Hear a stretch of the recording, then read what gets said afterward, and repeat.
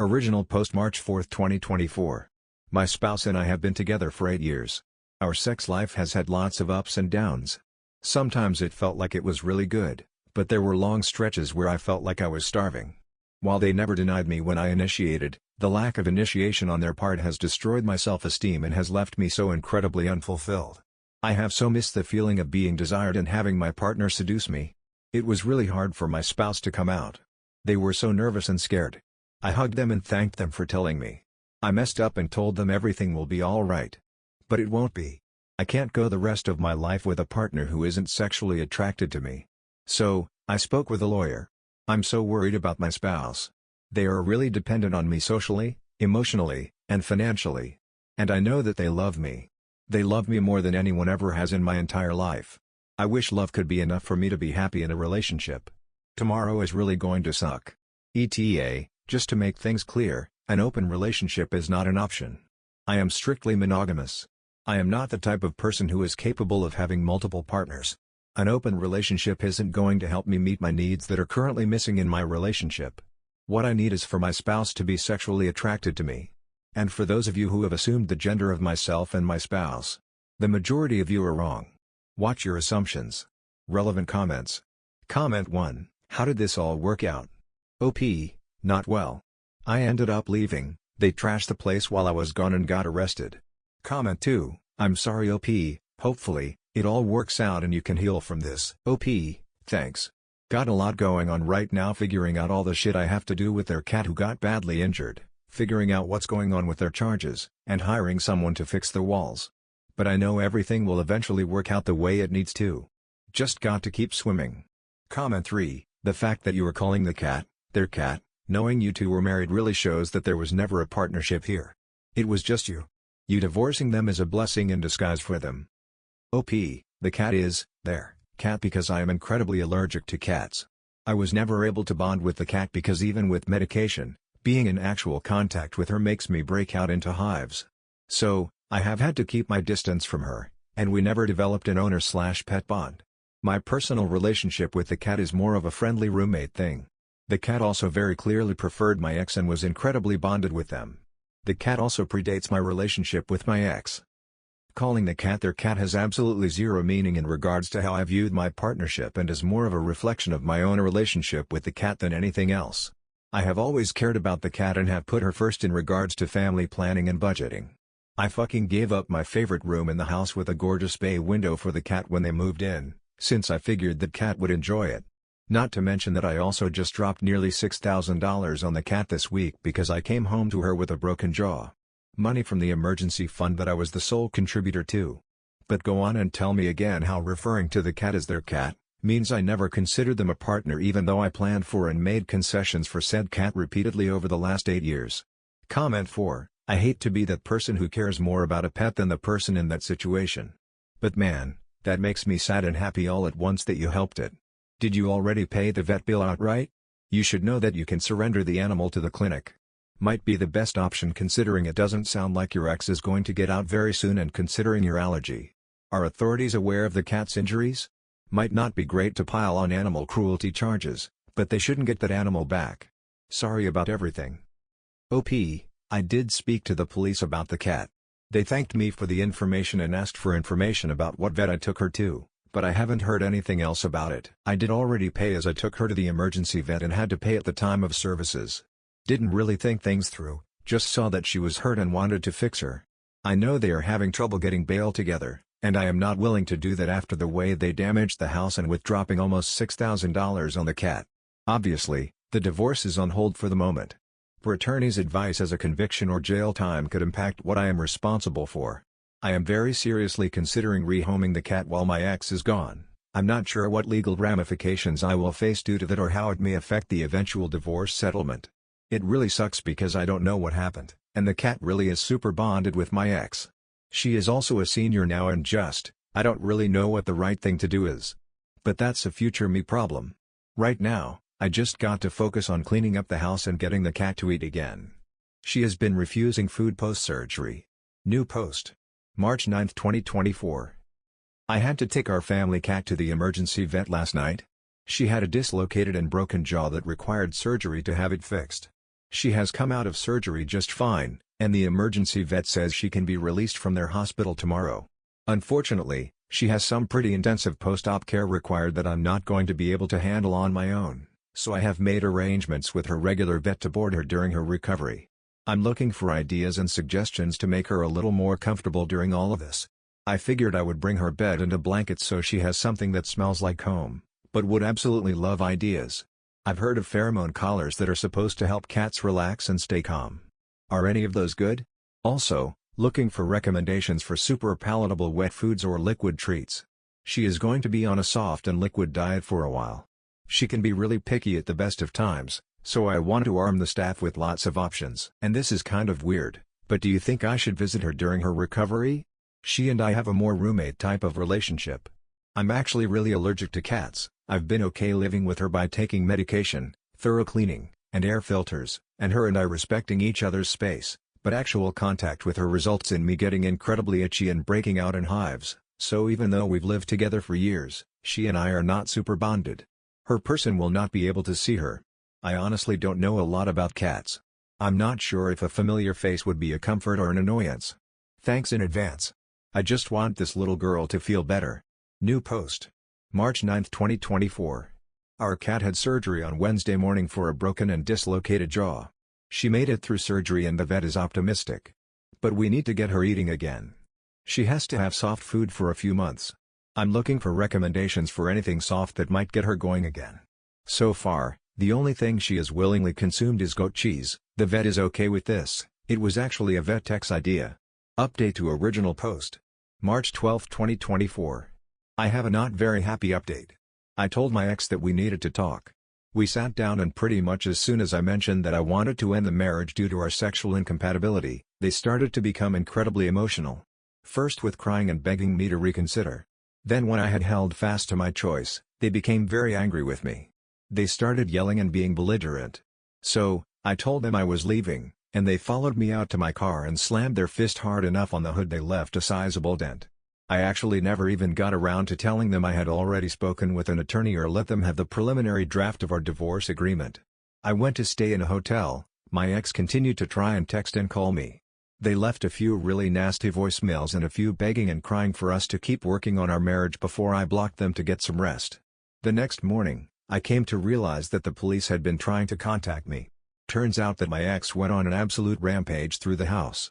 Many of my personal items were destroyed. Holes punched and kicked into the walls. Some very sentimental items of mine are now damaged beyond repair. They even took my 80-year-old jade plant out back and put it on the grill. That had been my grandmother's plant. I'm devastated about that. Apparently, during the rampage, the neighbors called the cops with a noise complaint. When the officers showed up there was an altercation and my ex ended up getting arrested.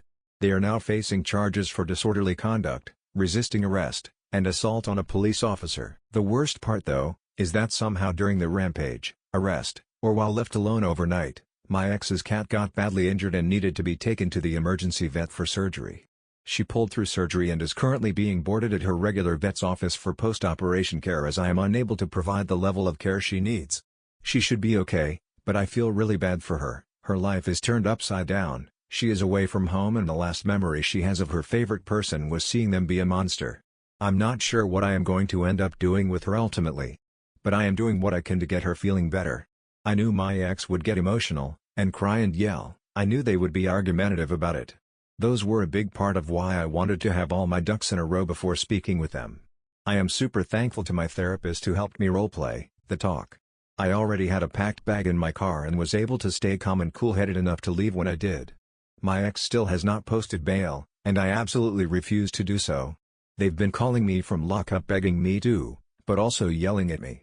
I have refused to take any of the calls. The preliminary divorce agreement where I was attempting an amicable divorce with decent spousal support for them is out the fucking window now. My attorney is fairly confident that with the damages to the house, the cost of surgery for my ex's cat, my ex's violent and threatening behavior toward me, and our pre-existing prenup, that the divorce will be very favorable to me. Guess my state doesn't suck as hard as I thought.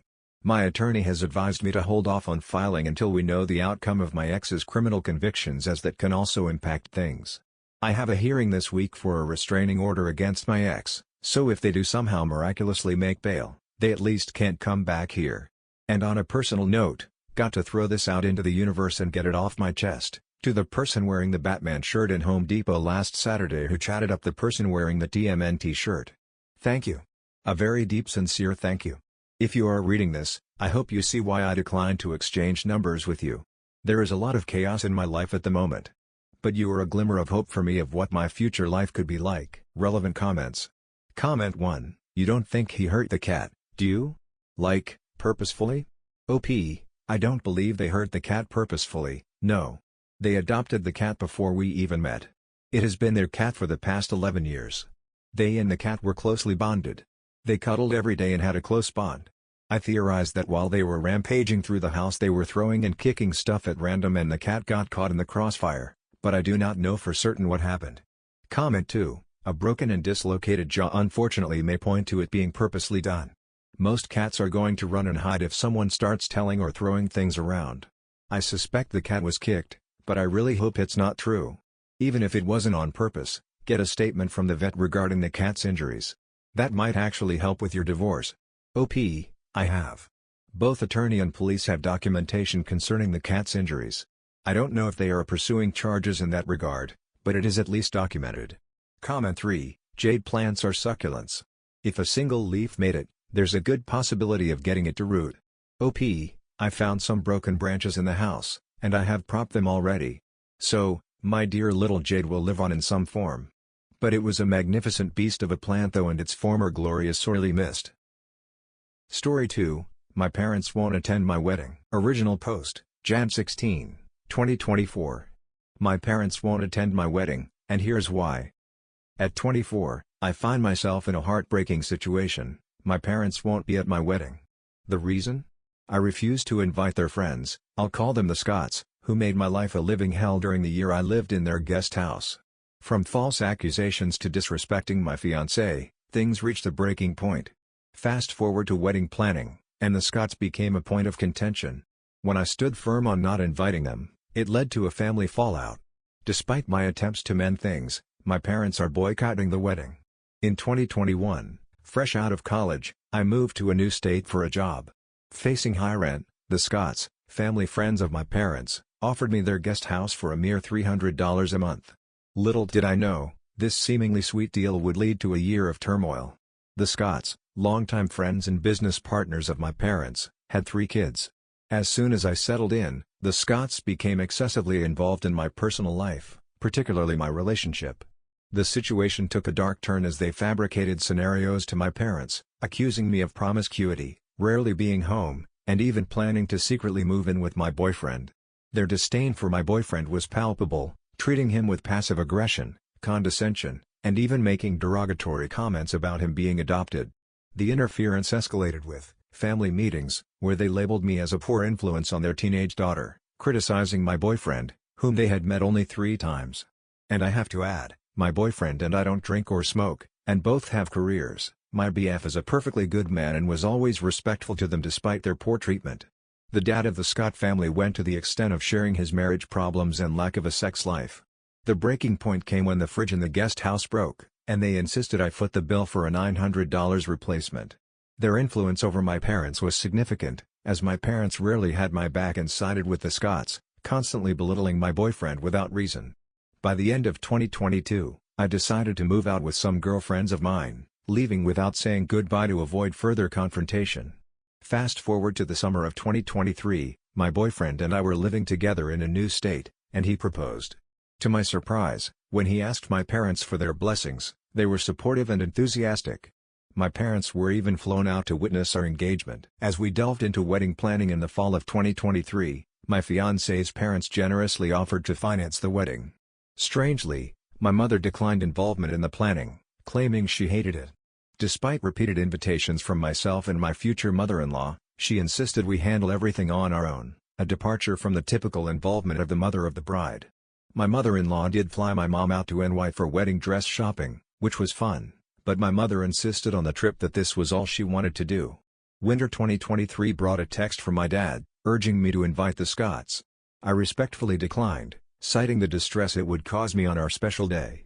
This refusal triggered a nuclear war within the family. My parents, adamant about the Scots' inclusion, declared they wouldn't attend the wedding. My dad accused me of starting my happy life by destroying his, and my mother uninvited me to Christmas. In an attempt to salvage the situation, I apologized and tried to explain my decision. However, my parents were unreceptive, hurling insults and baseless accusations claiming my side of the family has been cancelled. My mother then flipped the script and threatened to expose details on social media of my disrespect to the family if I didn't show up for Christmas. Despite exchanging Christmas and birthday greetings via text, I've not spoken to them about the situation. The pain of their absence and the harsh words lingers as I approach my wedding day. I'm confused, I'm guilty, I'm in pain. The fallout, all because I refused to invite the Scotts. Edit: we are having a destination wedding, and the festivities will begin 3 days prior to the wedding. So, if caved in and invited the Scotts, I would have to endure up to 4 days of them. I don't want to walk around the resort and turn around and have to see them and instantly get into a bad mood. Also, I am afraid if my parents decide to show up without the Scotts that they will cause drama. Relevant comments. Comment 1. It seems like a perfectly reasonable decision for the boyfriend and his parents, who are the ones financing the wedding, to decline to invite these Scott people. I don't think the bride, or her parents have a choice in this matter. OP. My future in-laws don't want the Scotts there. But they would be willing to bite the bullet for me because they feel terrible about my parents not attending. They're such good people, but there's no way in hell I'm going to let that happen, especially since they are doing so much for me out of the kindness of their hearts. However, this actually came up in the argument with my parents, and my dad literally said, "I don't have to ask your fiancé or his mother for permission to invite who I want to the wedding of my daughter." My parents say the Scotts did everything out of protection. It makes me so angry. OP on what her fiancé thinks of the situation. My fiancé has been incredibly supportive. Most of all, he just feels terrible for me and feels that I have been put in a lose-lose situation by my parents. Either I invite the Scotts and be absolutely miserable on our wedding, or I don't invite them, and my own parents opt to not attend. He also doesn't want the Scotts to attend, but he would be willing to bite the bullet if I was desperate for my parents to come. However, like many comments below, I don't want to start my life with an ultimatum from my parents. If I cave in now, who knows what they will do in the future. I am blessed to be marrying someone who is patient, caring, and supportive. OP on why the parents want the Scotts there. The Scotts invest money into my dad's small business, and they split ownership 50-50. In the initial text from my parents, my dad said that he has been losing sleep for months thinking about how he was going to tell the Scotts they were not invited to my wedding. I think my dad is afraid that if he doesn't invite them, the Scotts will get pissed and pull out. This is speculation. But if this is the case, then some people are right, and this is like a blackmail thing. But I don't want to feel guilty.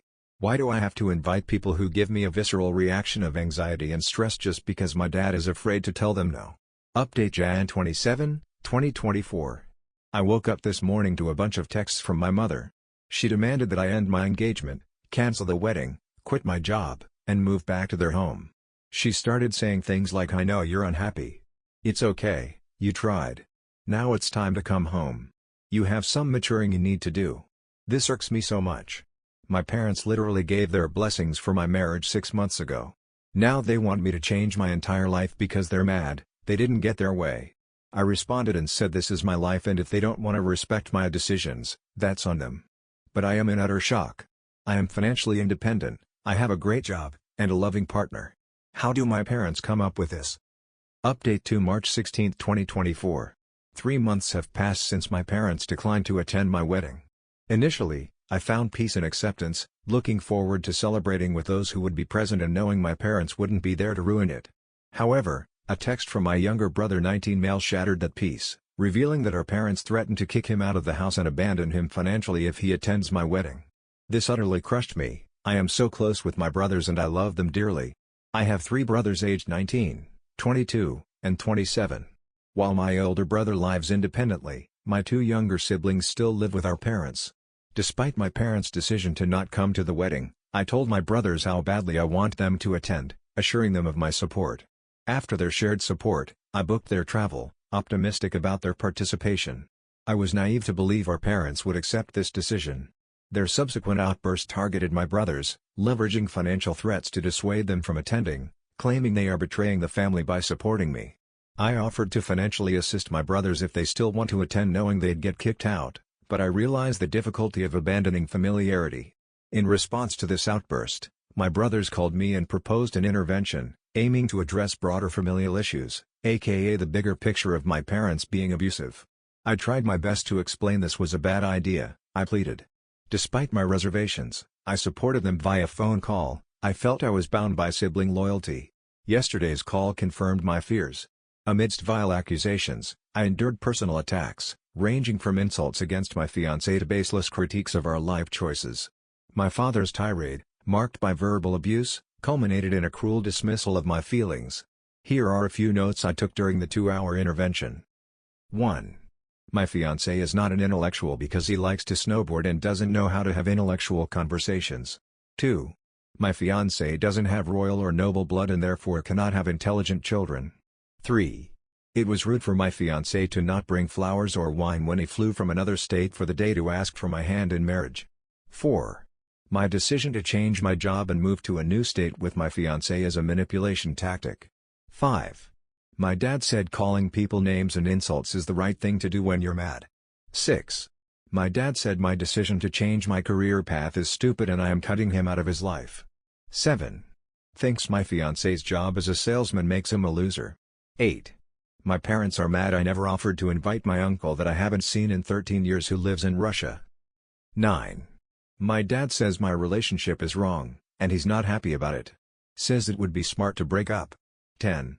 My dad says he regrets not punching my fiancé in the face when he asked for his blessings and says it will haunt him for the rest of his life that he didn't punch him. Says the only reason he gave his blessings was to not hurt my feelings. 11. Says my fiancé's parents are mean for not responding to their texts. 12. Called my fiancé's mom a bitch. 13. Said everyone at my engagement party is unintellectual and a redneck, and that they were shocked at the crowd I've decided to live around. 14. The last minute of the call consisted of my dad screaming at the top of his lungs that I am stupid, an idiot, dumb, and a bitch. I started hysterically crying at this point. I felt like a little girl again. 15. He called me a liar when I explained all the horrible things his friends did to me and why I didn't want to invite them to the wedding. He even called me a liar when I explained that his friend, 70 male, would try to talk about his sex life with me. 16. Crying I explained to my dad, I just wish you cared about my feelings too because I am also really hurt and just want you to understand my perspective. He said, why the fuck should I care about your feelings? You don't respect me, my friends, or my values. Screw your feelings, you stupid bitch. I ended the call right there. After the call my brothers said they will still be attending my wedding because this has become an issue of standing up to my father's unacceptable behavior. Despite my brother's attempts at defense, we were outmatched by our father's narcissism. Enduring the call was agonizing, yet crucial for my siblings to witness his true nature. Gaslit and invalidated, I felt so dehumanized. I never thought I would someday block my parents. Today marks day one of going no contact. Man, that's some next level narcissism. Disowning your children all because one of them didn't want to invite someone to their wedding. Also, what does her dad have against snowboarders? Did one steal a girlfriend or something? Anyway, that's all for today. Thank you for watching, and I will see you in the next one.